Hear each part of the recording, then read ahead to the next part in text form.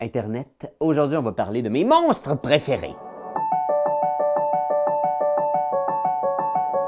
Alors oui, donjon, dragon, hein, qui dit donjon dit dragon, et qui dit dragon dit monstre, créature qu'on a envie de terrasser.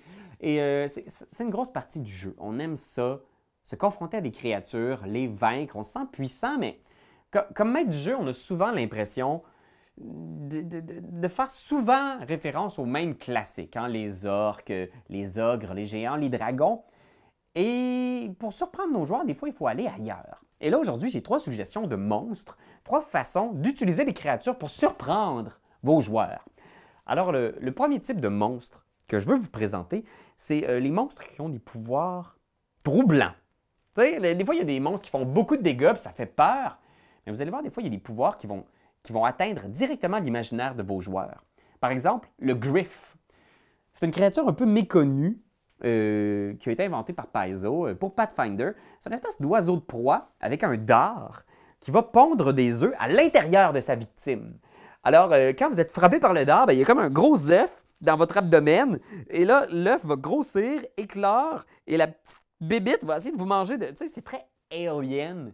Ça, pour vrai, là, ça va faire capoter vos joueurs. Même si ça les tue pas, là, ça va leur faire du dégât, oui, ils vont trouver ça dégueulasse, oui, mais ça va vraiment les déstabiliser. Encore plus si c'est une espèce de troupeau de griffes.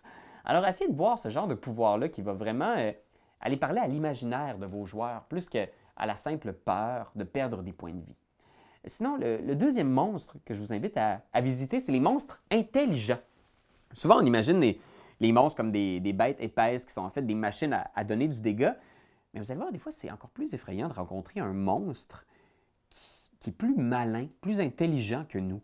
Ça arrive toujours à un moment où les joueurs se sentent invulnérables. Et bien à ce moment-là, vous pouvez mettre sur leur route un Rakshasa. Vous savez, ces créatures mi-homme, mi-tigre, capables de changer de forme. Alors, ils peuvent prendre la forme d'un allié des amis. Ils peuvent aussi les espionner. Peut-être qu'ils ont aussi, je trouve ça intéressant, il y a des petites créatures reliées au Rakshasa qui sont ils peuvent prendre la forme d'objets usuels. Donc peut-être une superbe dague qu'ils vont trouver à quelque part pendant l'aventure est en réalité un espion d'un Rakshasa. Et je trouve ça intéressant aussi, les Rakshasas sont cruels, intelligents, donc ils vont s'en prendre aux amis, aux alliés de vos héros.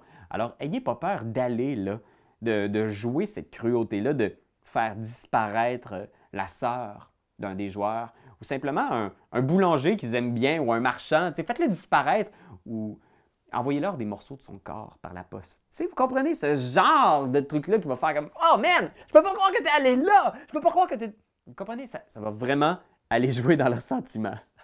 Et aussi, finalement, je vous dirais, explorer les créatures légendaires.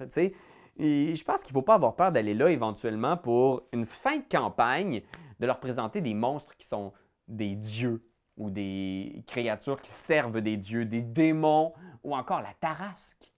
Je pense que c'est intéressant d'aller là, mais pour que ce soit payant, il faut qu'il y ait vraiment un build-up. Il faut qu'on parle de cette créature-là dès le début de la campagne, qu'il y a des rumeurs. Oh, il paraît qu'il y a un village qui a disparu dans la montagne, un tremblement de terre inexplicable.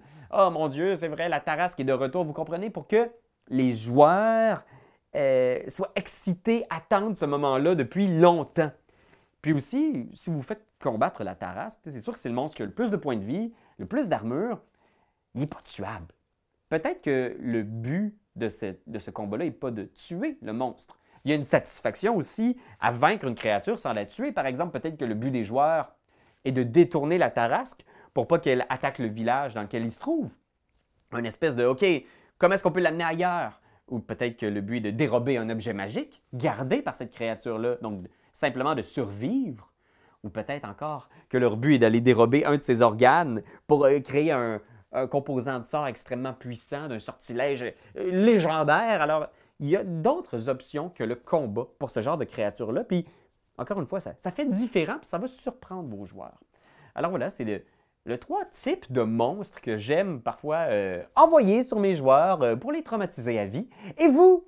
Quel monstre est-ce que vous aimez? Quel monstre est-ce que vous trouvez qui est sous-estimé ou sous-utilisé?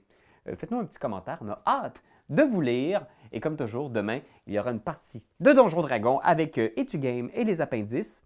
C'est juste ici, abonnez-vous, ça vaut la peine. Ciao, ciao! Quand t'aimes quelque chose, tu te donnes des bisous dessus. Mais comme c'est un ordinateur, tu donneras pas de bisous. Tu vas plutôt commenter, puis tu vas partager. Oh oui, partager, partager, partager. C'est la leçon de Jésus!